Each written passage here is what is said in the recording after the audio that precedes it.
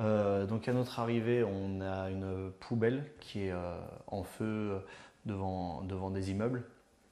Notre chef d'agré connaît un petit peu le secteur sensible, nous demande le maximum de précautions. Donc on met tout ce qu'on appelle nos EPI complets, donc gants, casques, tenue de feu pour se protéger au maximum. On descend, on fait notre extinction standard comme la manœuvre nous le demande. Et jusqu'au moment où on nous dit attention, ça y est, ça un regroupement de jeunes, quoi. Donc on a l'habitude, on continue notre intervention jusqu'au moment où on entend les insultes, donc pompiers, les insultes, pompiers, fils de pute. On commence à nous envoyer des pavés, des gros cailloux.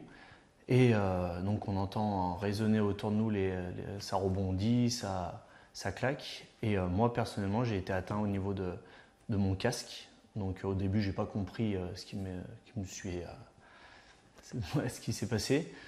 Et je vois mes collègues un petit peu partir un peu de partout. On termine l'intervention.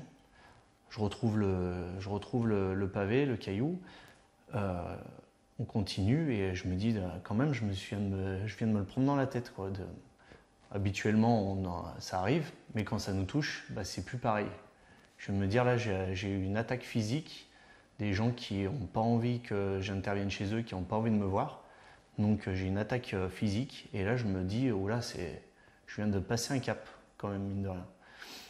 L'intervention continue avec les forces de police. On rentre à la caserne, on décide l'équipage de porter plainte et de se faire relever à l'issue. Relever, pour nous, ça veut dire qu'on n'est plus apte, on ne se sent plus capable de pouvoir intervenir par manque, certainement des gestes qui seront inappropriés de notre part, par colère, par le côté humain qui reprend le dessus.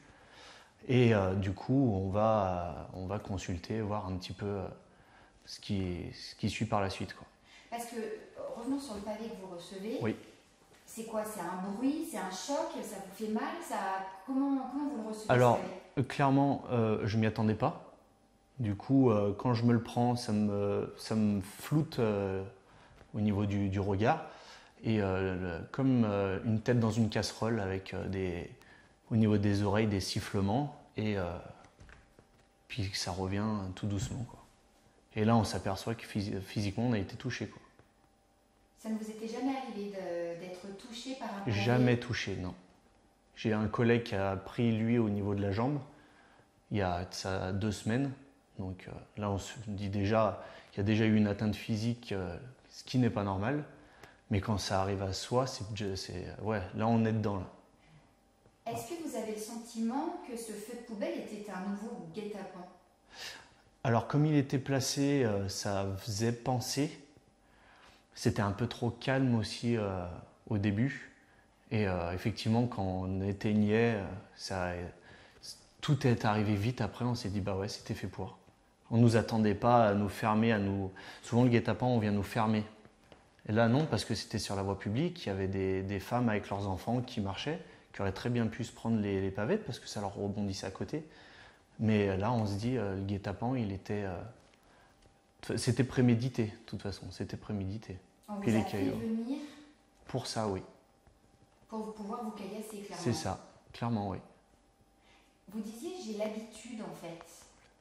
Au niveau d'habitude, oui, parce que nous, on est dans un quartier, on est un secteur un petit peu sensible, donc c'est des choses qu'on voit assez souvent, qui sont assez récurrents. Et ce qui ne l'était pas, c'était de se faire toucher. Voilà, c'est ça. Pourquoi vous décidez d'exercer votre droit de retrait, en fait? Dans quel état d'esprit vous êtes quand vous rentrez à la caserne, en fait? Mon état d'esprit quand je rentre à la caserne, elle est simple, je suis en colère, je suis frustré, humilié. Et c'est pour ça qu'on décide de se retirer, parce que notre mission, on n'arrivera pas à l'amener comme il faut. On n'arrivera pas à faire ce que les gens attendent de nous, les gens qui nous veulent pas du mal. On n'arrivera pas, ça va être dans notre esprit. Il suffit un mot de travers où vraiment ce que je vous disais, le côté humain va reprendre le dessus et ce qui pourrait avoir des gestes inappropriés de notre part. Vous avez peur de déraper tout simplement. Exactement. Et c'est pour ça aujourd'hui que le médecin du SDIS a décidé de me laisser en retrait dans ma famille pour éviter un éventuel dérapage de ma part, parce qu'il m'a senti à fleur de peau au retour. Comment vous vivez, vous, cet arrêt de travail? Vous sentez que vous en avez besoin ou vous trouvez ça injuste Non, je le trouve utile parce que je ne veux pas ramener de la violence chez moi, je veux laisser ma famille loin de tout ça. Donc non, je vais prendre mon temps de repos qu'il faut pour y retourner sereinement. Voilà.